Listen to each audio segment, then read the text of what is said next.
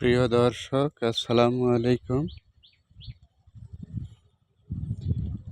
আমাদের বিলের প্রত্যেকটা চিংড়ি ঘেরের পাড়ে এখন শসার চাষ হয়েছে। শসার গাছগুলো সব মাচায় উঠে গেছে, আর সপ্তাহখানেকের মধ্যে এটা ফল দেওয়া শুরু করবে। আপনাদের সবার দাওয়াত রইল আমাদের এলাকায় এসে শসা খেয়ে যাওয়ার জন্য। ধন্যবাদ সবাইকে।